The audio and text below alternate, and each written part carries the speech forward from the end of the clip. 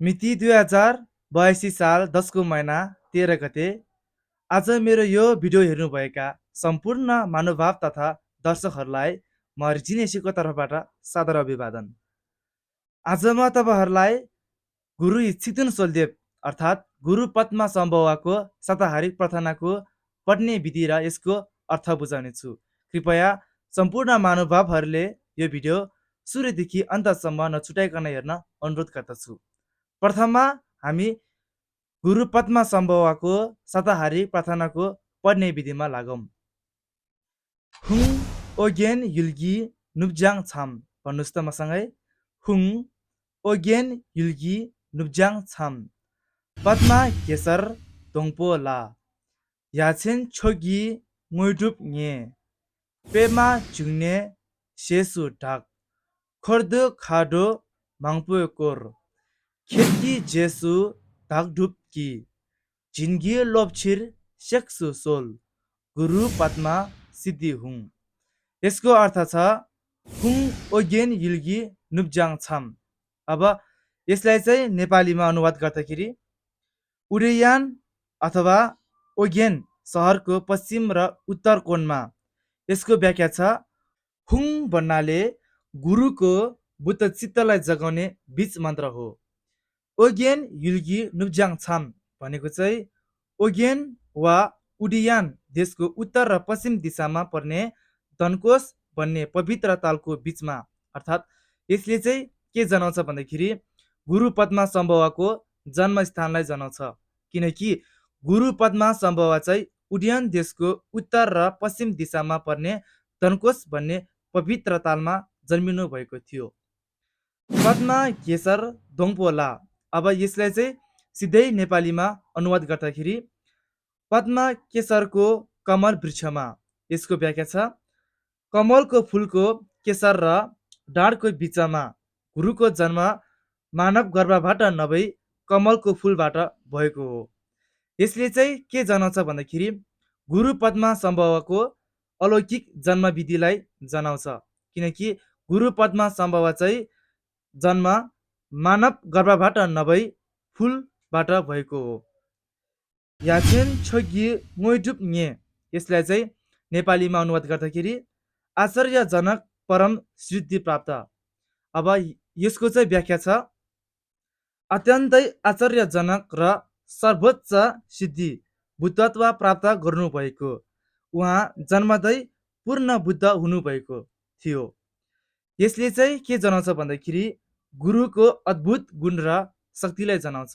किनकि गुरु पद्मा सम्भव चाहिँ फुलबाट जन्मिँदाखेरि उहाँ चाहिँ आश्चर्यजनक र सर्वोच्च सिद्धि बुद्धत्व प्राप्त गर्नुभएको थियो र जन्मिँदै चाहिँ उहाँ चाहिँ बुद्ध हुनुभएको थियो।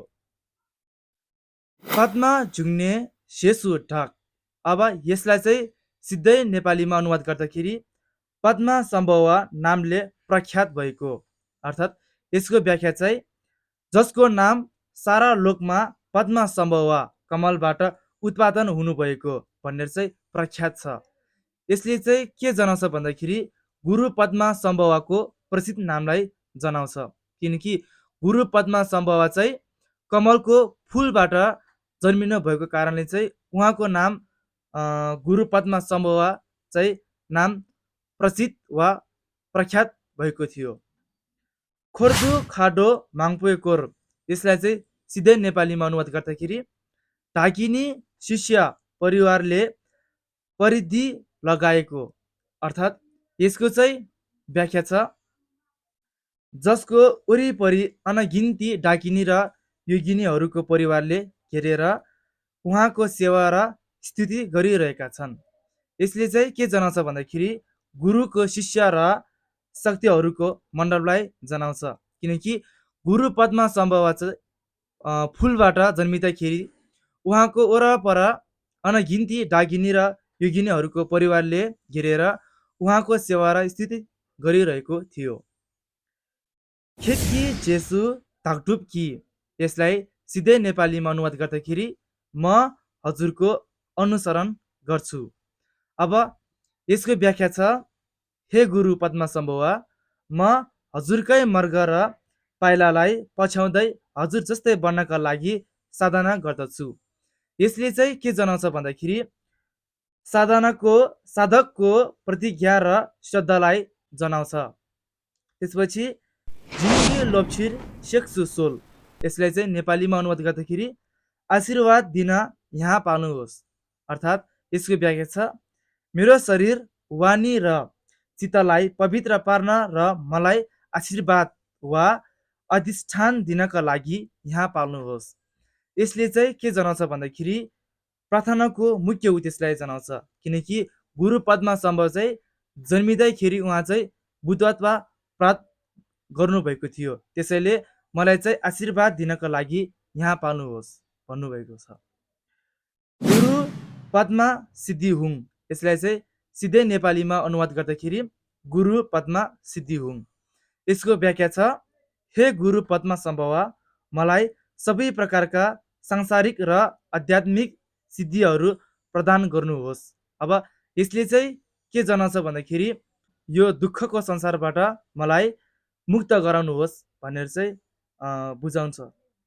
अब यसलाई छोटकारीमा भन्दाखेरि गुरु पद्मा सम्भव चाहिँ उडियान देशको उत्तर र पश्चिम दिशामा पर्ने धनकोष भन्ने पवित्र तालमा जन्मिनु भएको थियो र उहाँको जन्म चाहिँ मानव गर्भबाट नभई कमलको फुलबाट भएको थियो र उहाँ चाहिँ जन्मिँदाखेरि अत्यन्तै आश्चर्यजनक र सर्वोच्च सिद्धि बुद्धत्व प्राप्त गर्नुभएको थियो र जन्मिँदैखेरि चाहिँ उहाँ बुद्ध हुनुभएको थियो र यस कारणले उहाँको नाम चाहिँ प्रख्यात वा प्रसिद्ध भएको थियो र उहाँ चाहिँ जब कमलको फुलबाट जन्मिँदाखेरि उहाँको वरिपरि चाहिँ अनगिन्ती डाकिनी र योगिनीको परिवारले घेरेर उहाँलाई सेवा र स्तुति गरिरहेको थियो र यसै कारणले चाहिँ तपाईँ एकदम महत्त्वपूर्ण र बुद्ध हुनुको कारणले चाहिँ म हजुरको अनुसरण गर्छु र मलाई चाहिँ आशीर्वाद दिन यहाँ पाल्नुहोस् र मलाई यो संसारिकबाट चाहिँ मुक्त गराउनुहोस् भनेको छ। र आज चाहिँ मैले तपाईँहरूलाई गुरु सिक्दुन सोलदेव अर्थात् गुरु पद्मा सम्भवको शाकाहारी प्रार्थनाको पढ्ने विधि र यसको अर्थ बुझाएको छु। र यदि तपाईँहरूलाई यहाँ शङ्का लाग्ने र बुझ्न गाह्रो भएको छ भने तल कमेन्ट बक्समा लेख्न अनुरोध गर्दछु। र आजको लागि चाहिँ यति नै। हस्त, धन्यवाद।